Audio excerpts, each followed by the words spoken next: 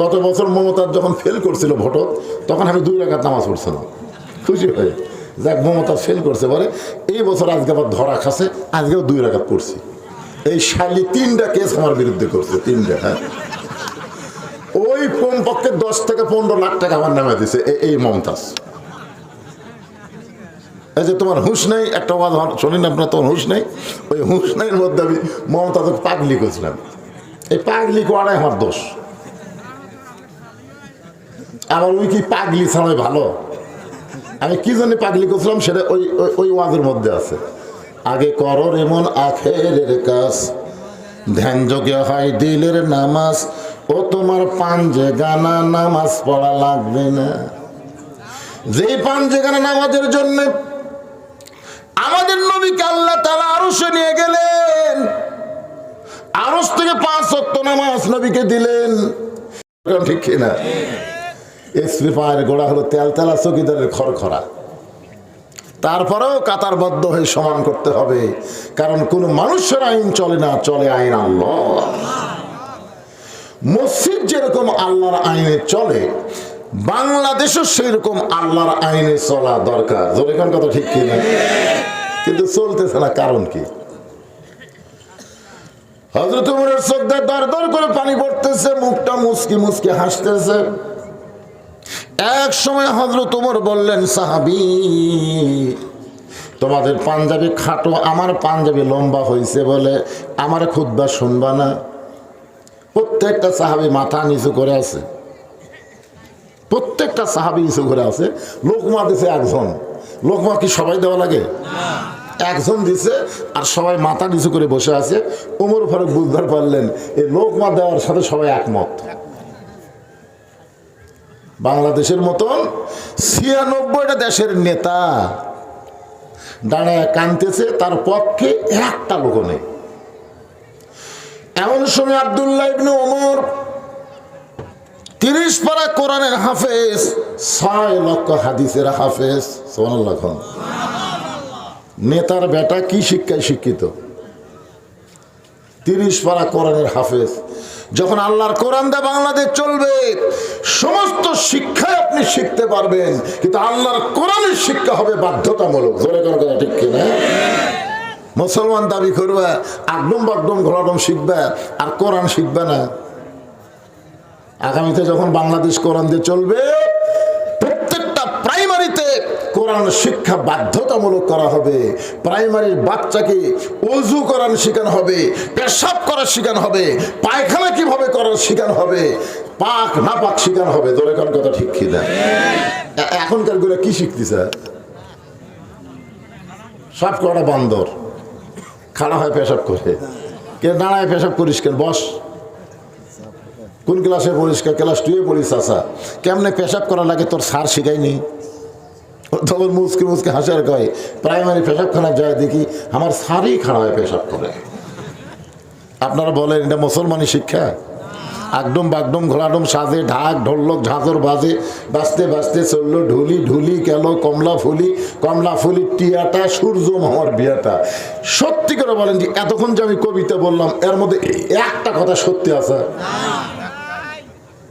আয় আয় টিয়ে নাই ভরা দিয়ে না গেল বল মাছে, তাই না দেখে ভোদর নাচে। আপনার মাসুম বাচ্চাকে আপনি এরকম মিথ্যা শিক্ষা দিবেন, আর সেই ছেলে বড় হলে মাকে ভালোবাসবে, বাবাকে ভালোবাসবেন। আল্লাহ রাসূল বলেছেন, খায়রুকুম মান তাআল্লামাল কুরআনা ওয়া আল্লামা। ওই ব্যক্তি সবচাইতে দামি সম্মানী ব্যক্তি হবে যে ব্যক্তি আল্লাহর কোরআন শিখেছে এবং অপরকে কোরআনের শিক্ষা দেয়। খালি বছর অন্তর হাসানপুরে কোরআনের মাহফিল করলে হবে না তো। এই কোরআনের মাহফিলের সঙ্গে সঙ্গে সবাইকে শপথ নিতে হবে, আগামী রমজান মাসে প্রত্যেকটা মুসলমান কোরআন শিক্ষা গ্রহণ করবে। কথা ঠিক কিনা? বক্তার এসে কি ওয়াজ করে যায়, একটা ভুল ধরার মানুষ নেই। কোরআনের কথা কয় না, হাদিসের কথা কয় না, বাপ দাদার কাহিনী কয়। আরে এ যাক, বাবা এখন ধরা খাচ্ছে। আল্লাহর ধন্য বীরে দিয়া, আল্লাহ আছে গায়েব হইয়া, নবীর ধন খাজা নিয়া শুয়াছে আজমিরে, কেউ ফিরে না খালি হাতে, খাজা রে তোর দরবারেতে। এর নাম হলো তাহিরি। দরকার নাম কি? গতকাল পুলিশ আইছে, তাহিরি মাহফিল ছেড়ে মারছে দূর। কে রে তোর বাবা কুটি গেল রে তাহিরি, দৌড়াস কে রে? এতদিন আমরা দৌড়াইছি, এখন তাহিরি দৌড়াই। এই সময় কোনো বক্তায় দৌড়াচ্ছে না, বরং পুলিশকে ডাকায়। তোর কত বড় ক্ষমতা আছে, মাহফিল বন্ধ কর। তোর এখন ঠিক কিনা? আর এই শালা তাহিরি মারছে দৌড়। তার মানে বোঝা গেল বাবা ডাকা কাম হবে না, আল্লাহকে ডাকতে হবে। ধরে কোন ঠিক? এই জন্য প্রত্যেকটা শ্রোতাকে আল্লাহর কোরআন শিখতে হবে। কোরআন দিয়ে যখন বাংলাদেশ চলবে, শিক্ষার ভিতরে 1 নম্বর শিক্ষা হচ্ছে কোরআন। ধরে কোন ঠিক কিনা? প্রথম কথাই হচ্ছে কোরআন পড়ুন। পড়ো। কি পড়বা? কি পড়বা? বাংলা পড়বা না অঙ্ক পড়বা, ইংরেজি পড়বা? কি পড়ব? আল্লাহ বললেন বিইসমি রাব্বিকাল্লাযী খলাক, যে আল্লাহ তোমাকে সৃষ্টি করেছেন সে আল্লাহর নামে পড়ো। যে পড়ার মধ্যে আল্লাহ নাই, এই পড়া মুসলমান জীবনের শুরু পড়া করতে পারে না। অন্তত জীবনের শুরুটা হবে যে পড়ার মধ্যে আমার আল্লাহ পাওয়া যায়। ঠিক কিনা বলেন? তাহলে হযরত উমরের ছেলে 30 পারা কোরআনের হাফেজ, 6 লক্ষ হাদিসের হাফেজ। আর আমাকে হাসিনার বেটা কয় পারার হাফেজ? 5,500। এখন কি 5,500? ওই বলে আবার উপদেষ্টা ছিল। হায় হায় রে, বিয়ে করছে খ্রিস্টানকে। শেখ হাসিনা সংসদে বলল খ্রিস্টান হচ্ছে আহলে কিতাব। এই সংসদগুলো যারা নষ্ট করছে, সারা মমতাজ গেছে সংসদে, ওই বলে আমার সিয়াসাতটা জানে। আগামীতে কোনো দুর্নীতিবাজ, কোনো লুটেরা, কোনো বেলাবাজি সংসদে যেন যাবার না পারে, এই চেষ্টা মুসলমানদের করা লাগবে। ঠিক কিনা? মুসলমানের চেহারাই নাই, ওরা সংসদে কি করবে? আজকে মমতাজ ধরা খাচ্ছে, আলহামদুলিল্লাহ। গত বছর মমতাজ যখন ফেল করছিল ভোট, তখন আমি 2 রাকাত নামাজ পড়ছিলাম, খুশি হয়ে। যাক, মমতাজ ফেল করছে বলে এই বছর আজকে আবার ধরা খাচ্ছে, আজকেও 2 রাকাত পড়ছি। এই শালি 3টা কেস আমার বিরুদ্ধে করছে, 3টা। হ্যাঁ, ওই কমপক্ষে 10 থেকে 15 লাখ টাকা আমার নামে দিছে এই মমতাজ। এই যে তোমার হুঁশ নেই, একটা ওয়াজ শোনেন আপনার, তোমার হুঁশ নেই, ওই হুঁশ নেইয়ের মধ্যে আমি মমতাজকে পাগলি করছিলাম। এই পাগলি করাই আমার দোষ। আমার ওই কি পাগলি ছাড়াই ভালো? আমি কি জন্য পাগলি করছিলাম সেটা ওই ওয়াজের মধ্যে আছে। আগে করো এমন আখেরের কাজ, ধ্যান যোগে হয় দিলের নামাজ, ও তোমার পাঞ্জে গানা নামাজ পড়া লাগবে না। যে পাঞ্জে গানা নামাজের জন্য আমাদের নবীকে আল্লাহ তাআলা আরশে নিয়ে গেলেন, আরশ থেকে 5 ওয়াক্ত নামাজ নবীকে দিলেন। যেই নামাজের জামাতের জন্য আল্লাহর নবী কত কষ্ট করলেন, জীবনের শেষ প্রান্তে গিয়া মাইশার উরাতের উপরে মাথা দিয়া নবী সাহাবীদের নামাজের জামাত দেখে দুনিয়া থেকে চলে গেলে। আর এই মমতাজ কি কয়? পাঞ্জে কেন নামাজ পড়া লাগবে না। এই জন্য ওরে পাগলি করছিলাম। তো যাই হোক, আজকে ধরা খাচ্ছে কট। হ্যাঁ, আলহামদুলিল্লাহ। সবাইকে আলহামদুলিল্লাহ। আমাদের বগুড়াতে কোনো আওয়ামী লীগ মরে গেলে সবাইকে আলহামদুলিল্লাহ আলহামদুলিল্লাহ, এক সালাম ইন্নালিল্লাহ করে না। তো মমতাজ ধরা খাচ্ছে, আপনারা কি করবেন? ইন্নালিল্লাহ না আলহামদুলিল্লাহ? জোরে বলেন। এটা তোমরা হেডলাইন করে দিবে ওয়াজে। একটু মনোযোগ দিয়ে শুনবেন। 30 পারা কোরআনের হাফেজ, 6 লক্ষ হাদিসের হাফেজ আব্দুল্লাহ ইবনে ওমর বাবার পাশে দাঁড়ায় বলে, রে নবীর সাহাবেরা, তোমরা খাটো পাঞ্জাবি হলেও তো নতুন কাপড় পরে নামাজ পড়তে আইছো, কিন্তু আমার পরনে তাকায় দেখো, আমার পরনে নতুন কোনো কাপড় নাই। ওসমান গনি বলে, আব্দুল্লাহ, আজকে জুমার দিনে সবাই নতুন কাপড় পরলো, আর তুমি কেন পুরাতন কাপড় পরে নামাজ পড়তে আসলে? আব্দুল্লাহ বলতেছে, আমি যদি নতুন কাপড় পরতাম তাহলে আমার বাবার জুব্বা লম্বা হতো না। বুঝতে পারছেন? আমি যদি নতুন কাপড় আজকে পরতাম তাহলে আমার বাবার এই জুব্বা এরকম লম্বা হতো না। রে নবীর সাহাবীরা, তোমরা সবাই রাত্রিবেলা ঘুমাও, কিন্তু যেদিন থেকে আমার বাবা মদিনার খেলাফতের দায়িত্ব পাইছে সেদিন থেকে আমার বাবার চোখে আর ঘুম নাই। মানুষগুলো কেমন আছে নিজের চোখে দেখার জন্যে রাতের অন্ধকারে চোরের মতো একা একা ঘুরে বেড়া,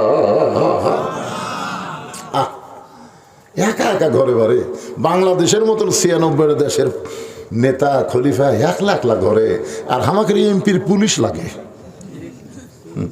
এই শালা মাজা ভাঙ্গা কাদের তেজর জায়গায় খেলা হবি খেলা হবি, তুই একবার খালি ফাঁকা ফিল্ড টানতো খেলা কাপ করে জনগণ দেখা দিবি, পুলিশরা ঘুরিস আর করে খেলা হবি কেরে পাগলা।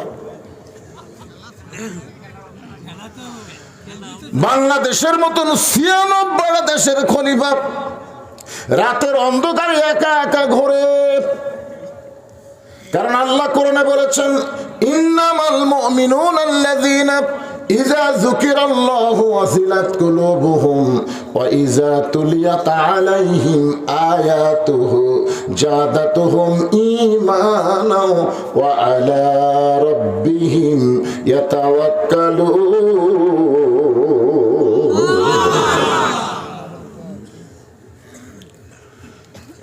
আব্দুল্লাহ বলতেছে, নবীর সাহাবীরা রে,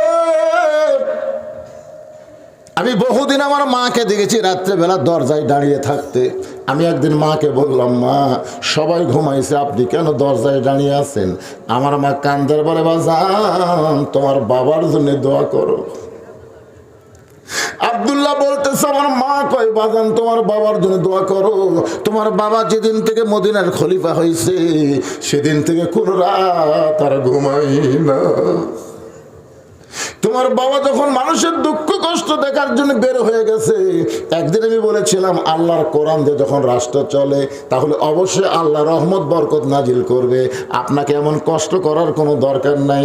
ওমর কান্দের বলে, বিবি রে, ফোরাতের কোলে একটা কুকুর যদি না খায় মরে, ফোরাতের কোলে একটা কুকুর যদি না খায় মরে, আল্লাহর আদালতে আল্লাহ ওমরকে ছাড়বে না।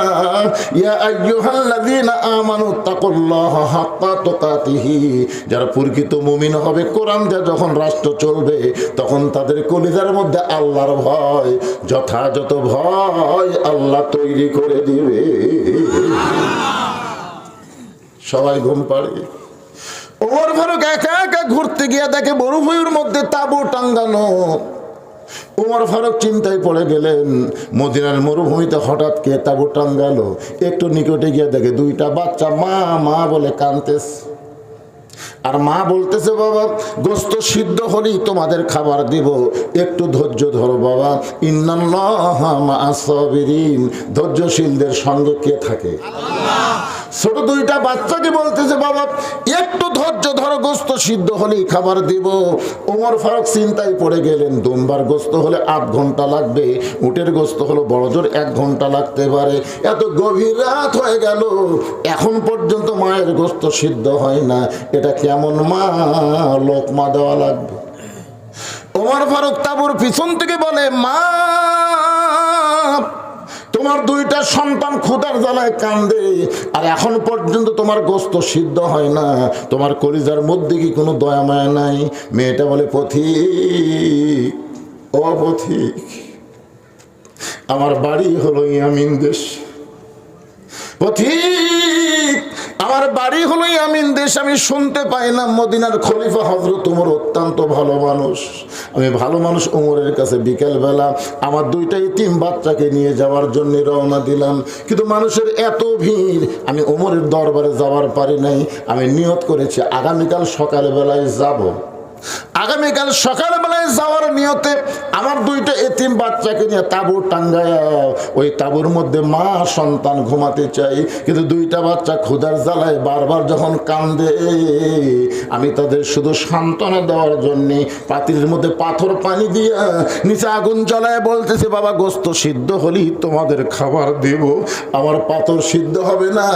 আমার মনে হয় পথিক, আমার দুইটা সন্তানকে এত ক্ষুধা লাগছে, আজকে রাত্রে মনে হয় তারা আর বাঁচবে না। ওমর বলতেছে মা আসল জায়গায় যেন বিচার দিও না মা, আসল জায়গায় যেন বিচার দিও না। কারণ ওমর ফারুক জানে দুনিয়ার যতই জজ কোর্ট বলেন, হাইকোর্ট বলেন, সুপ্রিম কোর্ট বলেন, এগুলো বিচার কিন্তু আসল না। আসল বিচার হলো আমার আল্লাহর কাছে দেওয়া। জোরে কোন ঠিক কিনা? আপনারা বলেন তো 15.5 বছর যারা মাজলুম তারা কার কাছে বিচার দিয়েছে? আল্লাহর। এই জন্যে ধরে না ধরে না ধরে না, ধরলে প্রত্যেকটা বাংলাদেশের মাজলুম যারা জজ কোর্ট, হাইকোর্ট, সুপ্রিম কোর্টে একটা বিচারও পায়নি, একটা বিচারও পায়নি। ভালো মানুষকে ধরে জেলখানায় ঢুকাইছে আর খারাপ বদমাইশকে এই হাসিনার সরকার জামিন দিয়েছে। কথাটা ঠিক কিনা? আপনারা কি মনে করছেন আসল জায়গার বিচার যায়নি? ওমর ফারুক মেয়েটাকে বলতেছে মা একটু ধৈর্য ধরো মা, আসল জায়গায় যেন বিচার দিও না। এক দৌড়ে তিনি চলে গেলেন বাইতুল মালের দরজায়, ডাক দিলেন আসলাম একটা খাবার বস্তা আমার মাথায় উঠাইয়া দে। আসলাম বলতেছে আমিরুল মুমিনিন, আপনি হলেন নেতা, আমি হলাম চাকর, কোথায় বস্তা নিয়ে যাওয়া লাগবে আপনি হুকুম করেন, আমি বস্তা পৌঁছায় দেই। ওমর কান্দার আসলাম রে, একজনের পাপের বোঝা আর একজন কেউ মাথায় নেয় না, দে আমার মাথায় উঠাইয়া দে।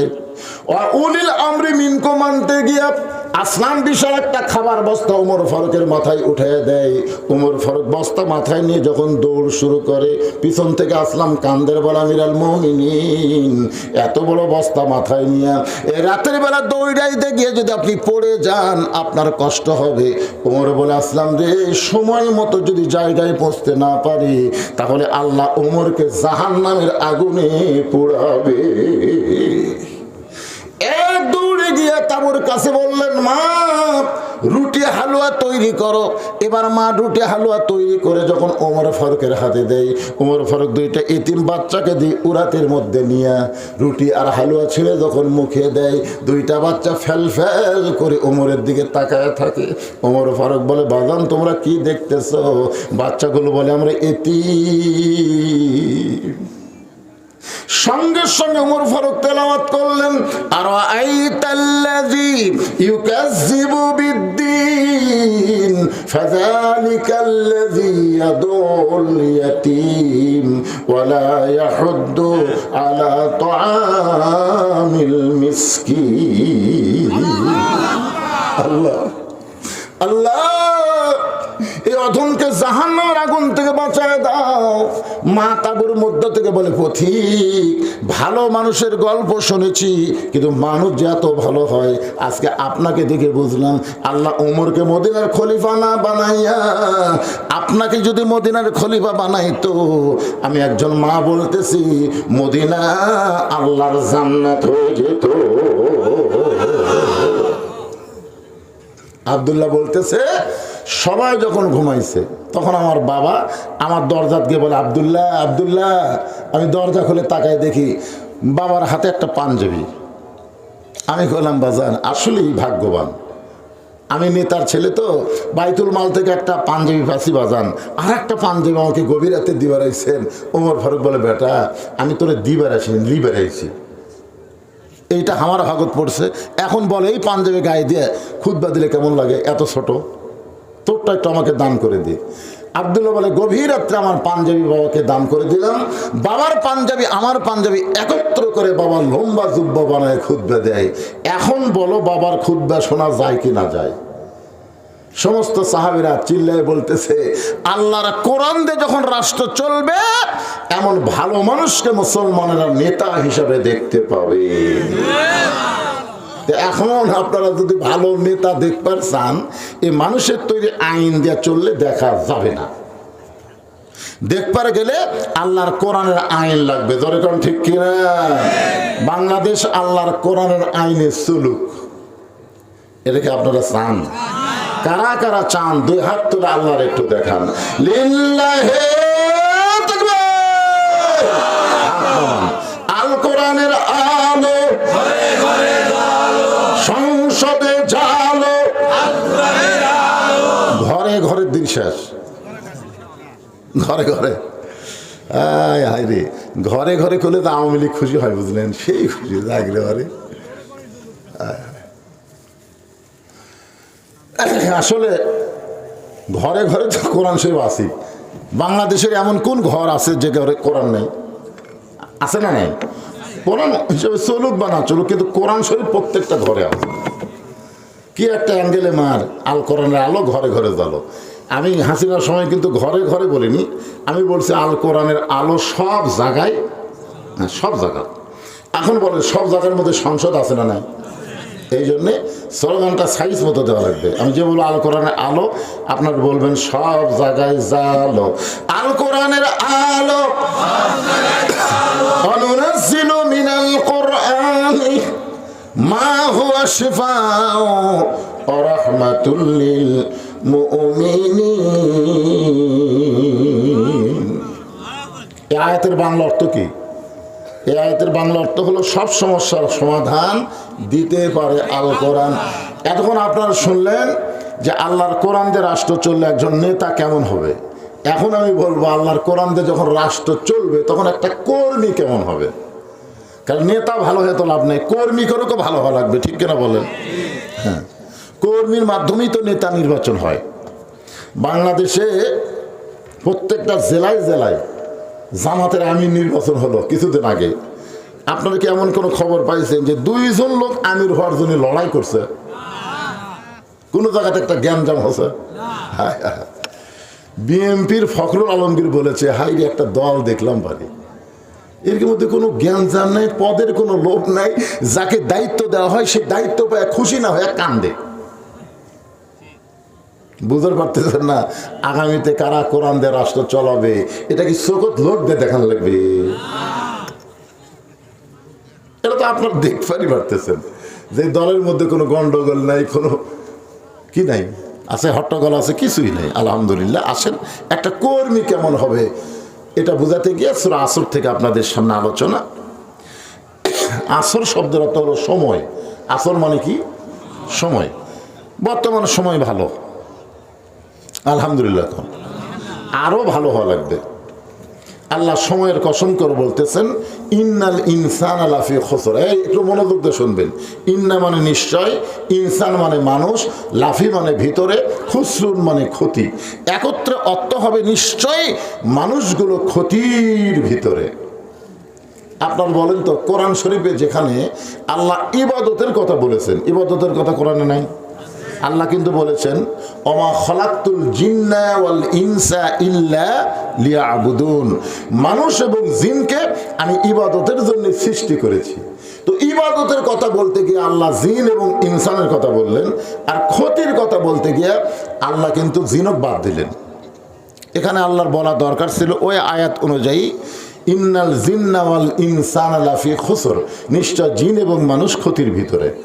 কিন্তু আল্লাহ ইবাদতের কথা বলতে গিয়ে জিন ইনসান একত্র করলেন, আর ক্ষতির কথা বলতে গিয়ে আল্লাহ জিনক মাইনাস করে দিলেন। কারণ কি? কারণ কি আপনারা জানেন? না জানলে বলবেন জানি না। আচ্ছা, জানি না বলতে কি শরম লাগে? তাহলে সবাই বলেন জানি না। আল্লাহ কি জন্য জিনক বাদ দিলেন? ইবাদতের কথা বলতে গিয়ে জিন ইনসান একত্র করলেন, আর ক্ষতির কথা বলতে গিয়ে আল্লাহ জিনক মাইনাস করে খালি ইনসানের কথা বললেন। ছেলে ব্যবসা করতেছে, বাবা এখন বলতেছে যতই ব্যবসা কর তো লাভ হবে না। আচ্ছা বলেন তো এটা কি পজিটিভ কথা না নেগেটিভ কথা? যতই ব্যবসা কর তো লাভ হবে না। ছেলে বলতেছে আপনি আমার বাপ, আর আপনি যদি এরকম নেগেটিভ কথা বলেন, যাই আসতেছি তাই বলতেছে চাকরি ভালোই দোকান দিছিস, তোর খুব লাভ হবে, সবাই লাভের কথা কয়, আর আপনি বাপ হয়ে। বাপ বলতেছে পাগলা, সবাই কি তোর ভালোবাসে? সবাই তোর ক্ষতি চায়, আর আমি তোর লাভ চাই। সাল্লাল্লাহু আলাইহি ওয়া সাল্লাম। আপনারা বলেন তো, যত লোক এসে বলতেছে ভালোই দোকান দিছো, তোমার সেই রকম লাভ হই ভাই, এলাকার মধ্যে 1 নম্বর দোকান, এই কথা যারা বলতেছে তারা কি দোকানের লাভ চায়? তারা আমার ক্ষতি চায়। আর বাপ বলতেছে যতই ব্যবসা কর তোর লাভ হবে না, কারণ বাবাই লাভ চায়। বর্তমান পরিবেশের সন্তান ক্ষতির মধ্যে পড়বে। এখন বাংলাদেশে দোকান দেখলেই মানুষ বাকি নেই, চাইলেই মানুষ দোকান পরিবর্তন করে আর এক দোকানত যায়। জোরে করে কথা ঠিক কিনা?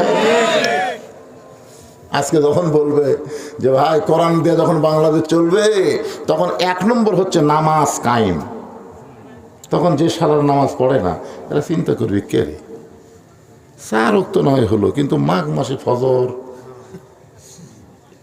তাহলে তো জামাতক ভোট দেওয়া হবে না রে। এরা ক্ষমতা পেলে যদি 1 নম্বর নামাজে কায়েম করে, তাহলে আমাদের তো কাম সারা রাত 2টা পর্যন্ত ফেসবুক থেকে শুই। সালে তো নাম শোনার পরে যদি না উঠি, 5 হাত যদি 5টা করে বাড়ি বসায়, দরকার নেই, ওই দাঁড়িয়ে বললা বাদ দেয়, ওটা মার কি। এদিকে গান বাজে রে, গানও বাজে হয়, গানের সাউন্ড ভালো পাওয়া যায়। এখানে গান বাজতেছে নাকি? এখানে একেবারে চলে। তোর মাইক এরকম হচ্ছে কেন? কথা টানে না রে বা। একটু জিকির করেন লা ইলাহা ইল্লাল্লাহ, লা ইলাহা ইল্লাল্লাহ, লা ইলাহা ইল্লাল্লাহ, জোরে লা ইলাহা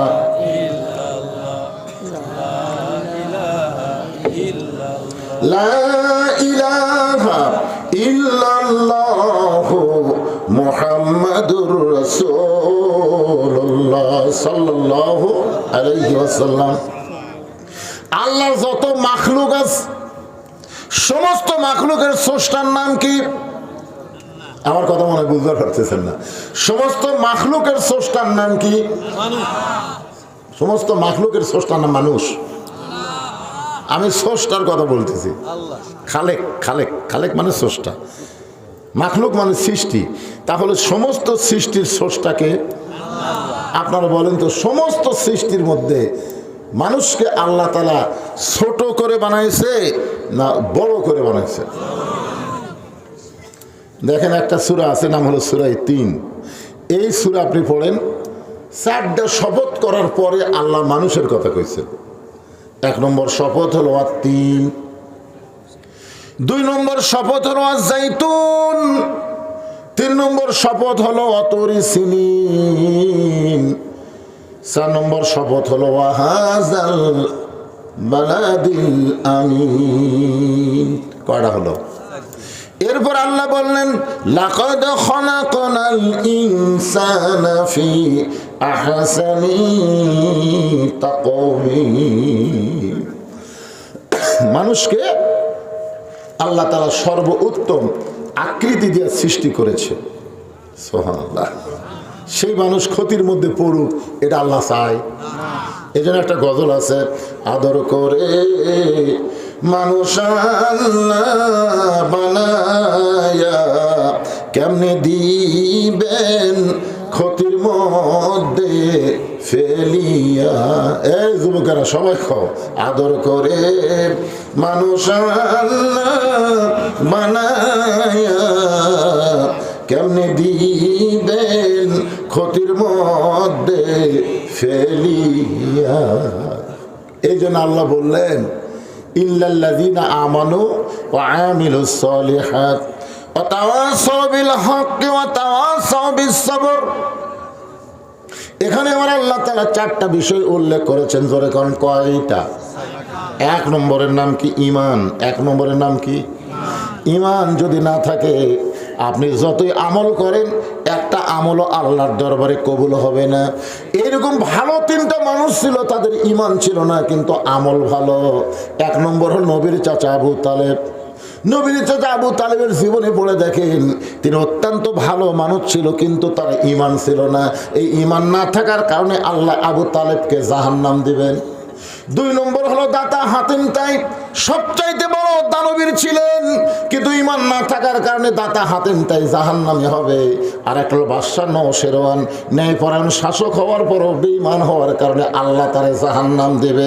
এখান থেকে প্রমাণ হয়ে গেল, যতই ভালো আপনি কাজ করেন, ঈমান যদি না থাকে আপনি জান্নাতে যাবার পারবেন না। জান্নাতে যাইতে গেলে ঈমান থাকা লাগবে। জোরে কোন ঠিক কিনা? তাহলে 1 নম্বরের নাম কি? সবাই বলেন, পিছনে যারা আছেন, আপনার কথা বললে মনে হবে যে আপনারা শুনতে পাচ্ছেন। 1 নম্বরের নাম কি? ঈমান। সাহাবারা জিজ্ঞাসা করলেন, ইয়া রাসূলুল্লাহ মা হুয়াল ঈমান, এই ঈমানটা কি?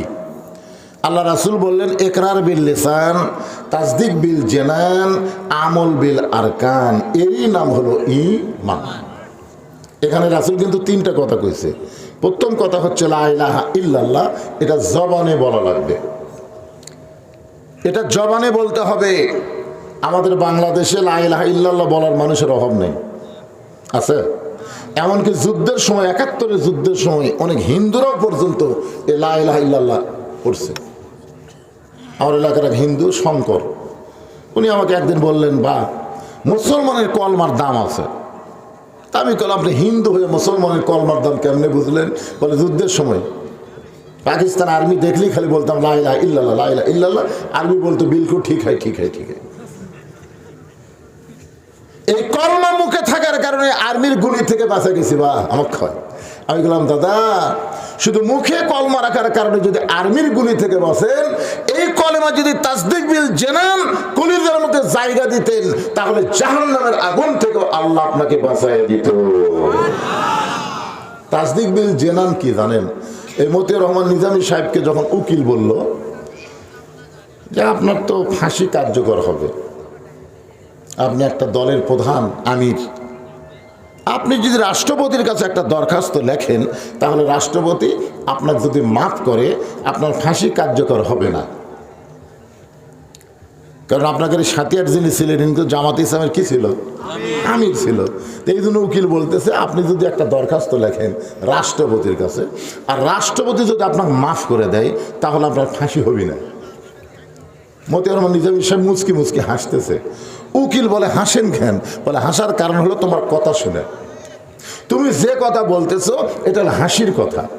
কারণ আমি স্বাধীনতার পরে এই বাংলাদেশে 3টা রাষ্ট্রপতিকে দেখেছি ক্ষমতার থাকা অবস্থায় মরে গেছে। আমি দেখেছি ক্ষমতার থাকতে কয়জন মরছে। একটা হলো বঙ্গবন্ধু শেখ মুজিবুর রহমান, একটা জিয়াউর রহমান, একটা জিল্লুর রহমান। এই 3টা রহমান ক্ষমতার থাকা অবস্থায় মারা গেছে। তো যারা ক্ষমতার থাকা অবস্থায় নিজেরাই মরে, তাদের কাছে কোনো ইমানদার জীবন ভিক্ষা চায় না। এর নাম হলো তাসদিক বিল জানান। কলিজার মধ্যে যখন ঈমান থাকবে, ওই মানুষের কাছে জীবনের চাইতে ঈমানের গুরুত্ব বেশি হবে। এখন আপনারা বলেন তো, জীবন বাঁচানো ফরজ না ঈমান বাঁচানো ফরজ? আমাদের বাংলাদেশে অনেক লোক বলে জীবন বাঁচানো ফরজ। ভারত বহু চেষ্টা করতেছে। কে যেন একটা উগ্র নেতা কইছে যে বাংলাদেশকে ধ্বংস করতে আমাদের 15 মিনিট লাগবে। কয় মিনিট? আমি ফেসবুকে স্ট্যাটাস দিছি, মালওয়ানের বাচ্চারা বাংলাদেশ ধ্বংস করতে খালি একবার ভিতরে ঢুকে দেয়, তোদের নুনু বাচ্চা কাটে আমরা মুসলমান বানাই দেবো, খালি ঢুকে দেয়। আমার এইটা ফেসবুকে স্ট্যাটাস গোটা বিশ্ব চলে গেছে যে মৌলানা সাহেব নুনু বাচ্চা কাটতে পারছে, আমরা কাটা পারবো না। টান দেখালো উপর কাটবো আর পোলটা দেবো মুসলমান। কি বুঝতেছেন ভাই? তাসদিক বিল জানান, কলিজার মধ্যে যখন ঈমান থাকবে, ওই ব্যক্তির কাছে জীবনের চাইতে ঈমানের গুরুত্ব বেশি। উকিল বলতেছে এই গোয়ার্কের কারণে আপনার ফাঁসি হবে।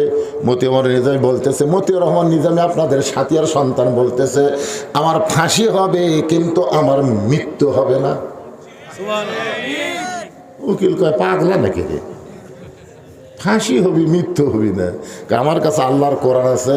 আল্লাহর কোরআন বলতেছেন, ওয়ালা তাকুলু লিমান ইউকতালু ফি সাবিলিল্লাহি আমওয়াতুন বাল আহয়াউ ওয়ালাকিন লা তাশউরুন। আল্লাহর রাস্তায় অন্যায়ভাবে যাদেরকে হত্যা করা হয়, আল্লাহ বলেছেন তোমরা তাদের মৃত্যু বলো না, আমি আল্লাহ বলতেছি তারা জীবিত। আপনারা বলেন তো, মতিউর রহমান নিজামী আপনাকে পাবনার সন্তান, সাথিয়ার সন্তান, উনি কি মারা গেছেন? আমার এক চাচাতো ভাইয়ের ছেলে হয়েছে। আমার কয় ভাইজান আপনি আলেম মানুষ, আমার একটা ছেলে দিছে আল্লাহ অনেকদিন পরে, আপনি একটা ভালো নাম রাখেন তো। আমি বললাম ঠিক আছে, তোমার ছেলের নাম রাখো আবু সাইদ। আমার ভাই সেই খুশি, আমার মনেই নাই বাইরে। ঠিক আছে, আবু সাইদ নাম রাখছে। এখন পাড়াময় একটা প্রচার হয়ে গেছে যে উত্তর পাড়াতে আবু সাইদের বাপ, আবু সাইদের মাও। আবু সাইদ কোলত খালি ক্যাঁ ক্যাঁ করে কান্দে। আমার এক খালার গ্রাম সম্পর্কে খালার মেয়ে, তার একটা মেয়ে হয়েছে। আমার খালা বলতেছে, বাবা তুমি আলেম মানুষ, আমার একটা নাতনি হয়েছে অনেকদিন পর, তুমি একটা ভালো নাম রাখো তো। আমি বললাম, খালা আপনার নাতনির নাম রাখেন হাসিনা। যেই খুশি হাসিনা। আমি ঘড়ির দিকে টাকা দিলাম, 30 সেকেন্ড খালা মোবাইলে কোনো কথাই বলতেছে না। আমি কানত ধরেছি, খালা কথা কয় না। কিছুক্ষণ পরে খালা বলতেছে, তুই আলেম না জালেম রে, তোর কাছে একটা ভালো নাম শুনবার চালাম আর তুই একটা খুনি হাসিনার নাম কোস। আমি তখন বুঝবার পারলাম 100 বছর এই বাংলাদেশে কোনো নারী জন্ম নিলে, কোনো মেয়ে জন্ম নিলে তার নাম ভুল করে কেউ হাসিনা থবি না। এখন আপনারা বলেন, আবু সাইদ মরিছে না হাসিনা মরিছে? হাসিনা খালি মরেনি, পচিয়ে গেছে। জোরে কোন কথা ঠিক না? আর আবু সাইদ মরে নাই। আল্লাহর কোরআন সত্য, আল্লাহ রাস্তায় যারা জীবন দেবে তাদেরকে তোমরা মৃত্যু বলো না। আমি আল্লাহ বলতেছি তারা জীবিত। তাসদিক বিল জানান, কলিজার মধ্যে যখন ঈমান ঢুকবে ওই লোকটা সব কিছু ছাড়বার পারবে, কিন্তু আল্লাহকে সে কোনোদিন ছাড়বে না। এরপরে রাসূল বললেন আমল বিল আরকান। ঈমানের ব্যাখ্যা হচ্ছে আমল বিল আরকান, ঈমান অনুযায়ী আমল করবে। আপনাদের কাছে আমার প্রশ্ন হচ্ছে, ঈমানকে রক্ষা করতে গেলে যত আমল বাংলাদেশে আছে, ইসলামের যত আমল আছে, 1 নম্বর আমলের নাম কি? মানে ঈমানকে রক্ষা করবার গেলে, মানে যে আমল না করলে ঈমানই থাকে না। আপনি যদি হজ না করেন আপনি বেঈমান হবেন না, যাকাত না দিলে আপনি বেঈমান হবেন না, রোজা না করলে আপনার কাফের বলার কোনো সুযোগ নেই। কিন্তু নামাজ যদি না পড়েন, দেখছেন, লা সলাতা লা ইমানা, যার নামাজ নেই তার ঈমান নেই। এখন কারা কারা ঈশার নামাজ না পড়ে ওয়াজ শুনতেছেন? না না না না, আমি আমার ওয়াজ দেয় যে আপনারা নামাজি হবেন না, এটা আমার 42 বছরের অভিজ্ঞতা। আমি 42 বছর ধরে ওয়াজ করতেছি। বক্তার ওয়াজ দিয়ে মানুষ নামাজি হবি না, বরং যেই রাত্রে যেটি ওয়াজ হবে ওই রাত্রে ফজরে মুসল্লি কমে যাবে। ধরে এখন কথা ঠিক কিনা? মানে ওয়াজ দিয়ে 13 বছর নবী মক্কাত কিছুই করবার পারেনি। এই হাত ধরা আর ওয়াজ, এই দুটা কাম করে নবী মক্কাত 13 বছর কিছুই করা পারবে, বরং যারা ঈমান গ্রহণ করছেন 2-4 জন, ওরকে আর পিটাই মারে। রাসূল বললেন, আল্লাহ এভাবে ইসলাম চললে কবে ইসলাম প্রচার হবে, কবে ইসলাম প্রতিষ্ঠা হবে? আল্লাহ বলেন, আপনার মক্কাত হবে না, আপনাকে হিজরত করে যাওয়া লাগবে মদিনা। আপনার বলেন তো, মক্কার ইসলাম বাংলাদেশে চালু আছে, কিন্তু মদিনার ইসলাম আমরা আগামীতে বাংলাদেশে কামনা করতেছি। ধরে কোন কথা ঠিক কিনা? মক্কার ইসলাম কিন্তু এখন আছে। হ্যাঁ, মক্কাতে আল্লাহ নবী ইমাম আর আবু জেহেল হচ্ছে নেতা। ইমাম হচ্ছে আমাদের নবী আর নেতা হচ্ছে আবু জেহেল। বাংলাদেশেও যারা নেতা ছিল তারা আবু জেহেলের গ্রুপ, আর ইমাম যারা সবাই আল্লাহ নবীর কি আল ওলামা ওয়ারাসাতুল আম্বিয়া, আলেমরা হচ্ছে নবীদের ওয়ারিস। এই আলেমরা ইমামতি করছে আর আবু জেহেলের গোষ্ঠীরা নেতাগিরি করছে। কথা কর না রে ভাই। সূরা আসর থেকে আমি আপনাদেরকে বুঝাচ্ছি, একটু হুহা না করলে মাইক তো গেছে। এই মাইকের দিকে আর খেয়াল করতেছি না, আপনাকে দিকে খেয়াল করে কিছু কথা বলি। বক্স নাই, এত বড় একটা মাহফিল, একটা বক্স আছে, টেজের একটা বক্স থাকলে তো বক্তার কানে আসতো, বক্তা কি বলতেছে বুঝবার পারতো। আমার কথা আপনার শুনবার পাচ্ছেন তো? হ্যাঁ, খুব কষ্ট করে কথাগুলো বলতেছি, একটু মনোযোগ দিয়ে শুনবেন। আমল বিল আরকান, ঈমান হয়ে যদি আমল করতে চায় তাহলে 1 নম্বর লাগবে নামাজ। ধরে কোন 1 নম্বর কি? এই নামাজ কিন্তু আমাদের ওয়াজ দেওয়া হবে না। এই জন্য আল্লাহ বললেন, আল্লাযীনা ইম্মাক্কান্নাহুম ফিল আরদ, মুসলমানের মধ্যে কাউকে যখন ক্ষমতার চেয়ার দেওয়া হবে, কোন মুসলমান যখন ক্ষমতার চেয়ারে বসবে, তার 1 নম্বর দায়িত্ব হলো পদ্মা সেতু নির্মাণ করা। পদ্মা সেতু, ওভারব্রিজ করা, 4 লাইন রাস্তা করা, ট্যানেল করা, এগুলো সবই দায়িত্ব। কিন্তু 1 নম্বর দায়িত্ব হলো আকামুস সালাত, নামাজ কায়েম করা। ধরে কোন ঠিক কি না? আপনারা বলেন তো, বাংলাদেশে যদি নামাজ কায়েম হয় তাহলে সাথে সাথে আমাদের পুরস্কার কি? সাথে সাথে পুরস্কার হলো ইন্নাস সালাতা তানহা আনিল ফাহশাই ওয়াল মুনকার। একমাত্র নামাজই পারে মানুষকে যাবতীয় খারাপি ফায়সা থেকে বাঁচায় দিতে। আমাদের প্রত্যেকটা ছেলের হাতে একটা করে স্ক্রিন টাচ মোবাইল আছে না নাই? এই ওয়াজ দিয়ে আপনার ছেলে ভালো হবে? জানলা দরজা বন্ধ করে মনে করবি সবাই ঘুমিয়ে গেছে, এই সুযোগে আমি অশ্লীল ভিডিও দেখবে। কিন্তু যখনই নামাজ কায়েম হবে তখন অশ্লীল ভিডিও দেখতে গেলেই ওর ইমান বলবে কেউ না দেখলো আল্লাহ দেখতেছে রে। তোমার দুই কান্দে দুই মোহরি লিখিতেছেন ডায়েরি, দলিল দেখে রায় দিবে, টাকা পয়সার নাই কারবার। কিরামান কাতিবিনা ইয়ালামুনা মা তাফআলুন। একমাত্র নামাজই পারে মানুষকে যাবতীয় খারাপি থেকে বাঁচাই দিতে। তাহলে আমাদের ছেলেদেরকে ভালো করতে গেলে 1 নম্বর যে আমলটা লাগবে তার নাম কি? জোরে বলেন, নামাজ। পুরুষের জন্য 1 নম্বর নেক আমল হচ্ছে নামাজ। কিন্তু আমার মা বোনেরা যারা পর্দাত বসে আছেন ওনাদের জন্য 1 নম্বর নেক আমল কিন্তু নামাজ না। ওনাদের জন্য 1 নম্বর নেক আমলের নাম হলো পর্দা। আপনারা বলেন তো, একটা মেয়ে মানুষের পর্দা যদি না থাকে